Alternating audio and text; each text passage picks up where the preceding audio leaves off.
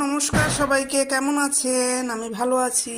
তো আজকে রবিবার, স্পেশাল ব্রেকফাস্ট এই যে বানাইছি, দেখেন সসেজ ভাজছি।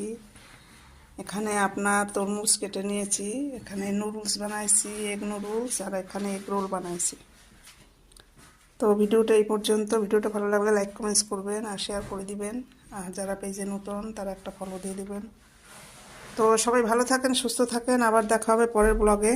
ততক্ষণের জন্য টাটা, বাই বাই। কোকাটা নিয়ে আয় বাবা।